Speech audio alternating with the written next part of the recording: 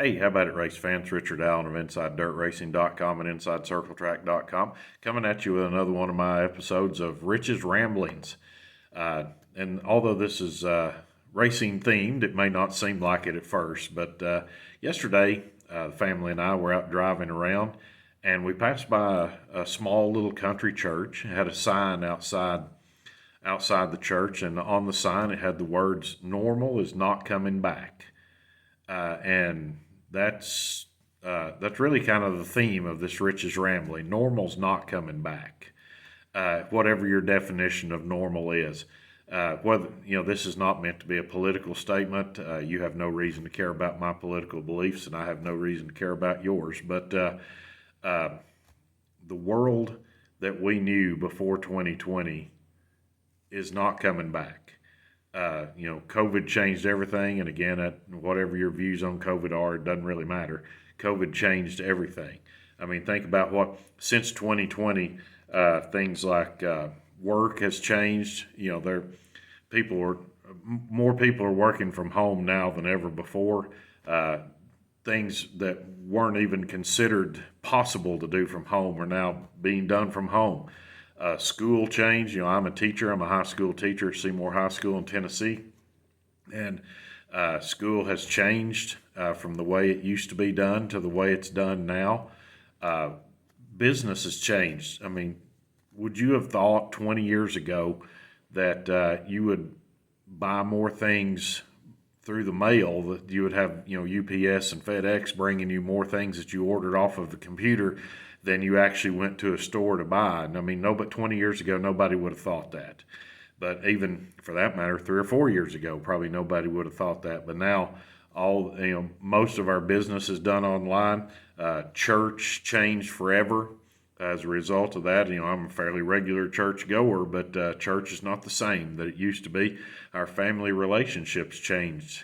During COVID too, we had to spend more time with each other, whether we wanted to or not. So those interpersonal relationships all changed. All that changed, and time doesn't go backwards. So the change is now the norm as far as that's concerned, and that's true for racing too, particularly in dirt racing. Nowadays, it used to be that dirt racing survived off of selling grandstand tickets and having the people in attendance, go buy a hot dog and a drink during the race. And that still is largely true in many areas.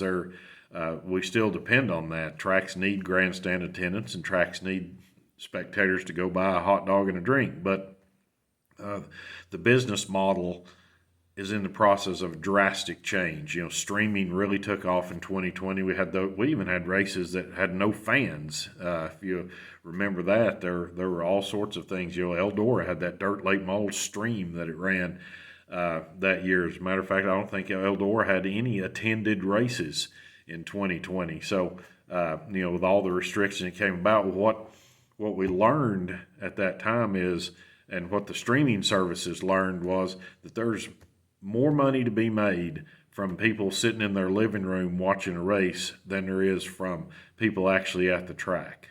And since then, the racing has changed in the sense that the audience at home is being catered to more than the audience at the track. And you can be upset about that or whatever you want to be, but it has to be true. That's where the money's coming from now. Nowadays, there are more big races than there ever have been. I mean, look at what changed. We used to have 2 national touring series, the World of Outlaws Case Construction Late Model Series and the Lucas Oil Late Model Dirt Series. Now, we've mixed in 2 other national touring series that work around that and run midweek races. The XR Super Series and Castrol Flow Racing Night in America Series, run on Tuesdays and Thursdays and all that. I mean, who would have thought that 4 years ago that you could have like 50 and 100,000 to win races on a Tuesday or a Thursday? And it's happening all the time. The same thing's true in sprint cars. The High Limit Racing Series that Kyle Larson and Brad Sweet have put out there. Every race that they've run has been in the midweek, and some of them, they've kind of paid a standard pay of $23,023 to win, but they've had some much bigger races than that as well. So It's all happened. There's more big races. There's more series than there ever have been before. And it's all due to the streaming, because those streaming services, whether it be Flow Racing, Dirt Vision, XR, whatever, they have to have content. They don't. People won't buy a subscription to a series that they're only going to be able to use once in a great while. They have to have content, so they have to have those midweek races and all this. And I know, a lot of people say that they race too much. Well, nobody makes these guys race. They race because they want to, and they race because the money is so good they can't not race. And oftentimes these streaming races that are run midweek are run in conjunction with either the World of Outlaws or the Lucas Oil Series, so that they're racing on a Tuesday or Wednesday or Thursday, where it's somewhere close by where the Lucas Oil Series or the World of Outlaws are racing on Friday and Saturday of that same week. So it's sort of a combination thing. So instead of just wasting time on the road and just sitting there waiting to race, they're now actually racing, and in some cases for some really big money. And another thing that I hear people say is that they should pay more money deeper through the field. Well, anybody who knows the sport and how the sport works knows that's true.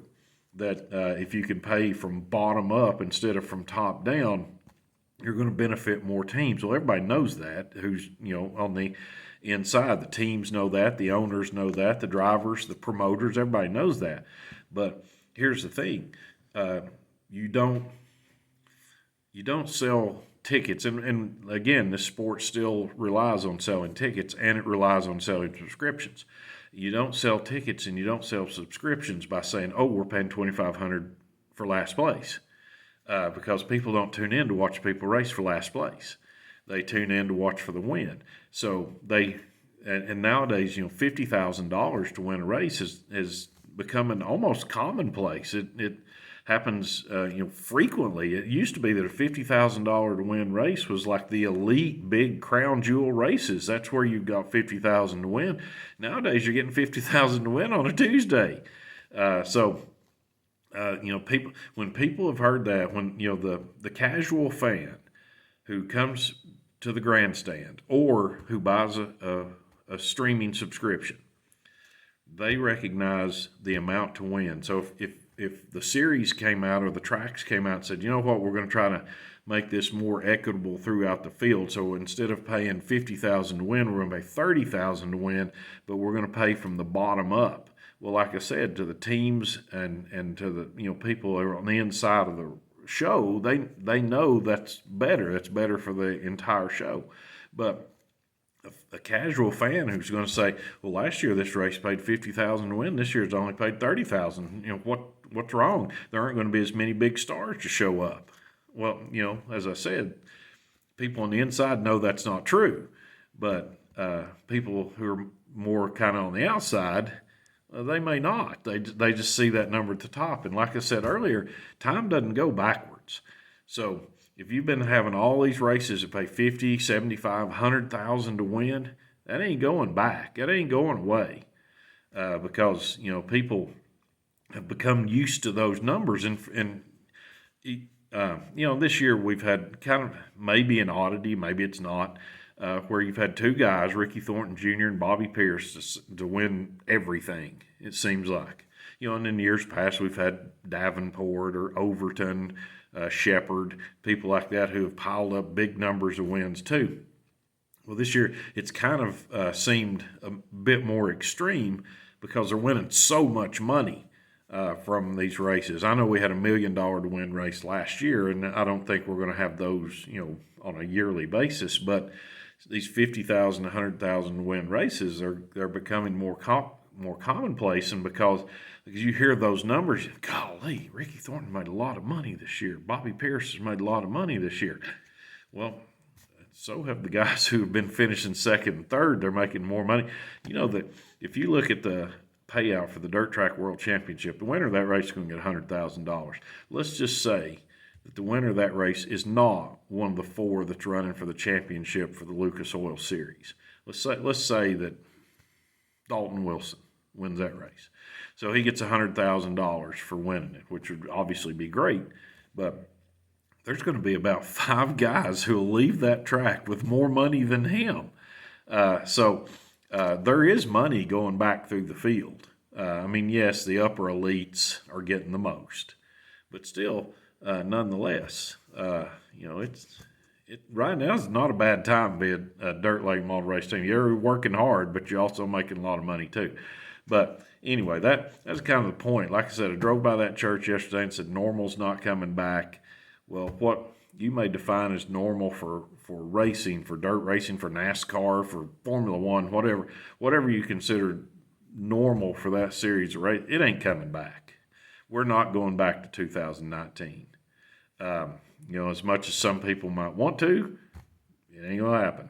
Because once you've crossed a certain threshold, as Julius Caesar says, crossed the Rubicon, the die is cast. Well, the die is cast. And so guys are used to racing for 100,000 to win or 50,000 to win. They're going to want to keep racing for 100,000 to win or 50,000 to win. And more importantly, fans who buy streams and who buy tickets are used to seeing 100,000 to win races and 50,000 to win races. They don't want to go backwards. So I think that's where we are now. Normal's not coming back. If depending on what your definition of normal is, it's just being replaced by the new normal, and the new normal will get replaced sometime down the road too. It just always happens. Anyway, for now, this is Richard Allen, InsideDirtRacing.com, InsideCircleTrack.com, and I will see you at the track.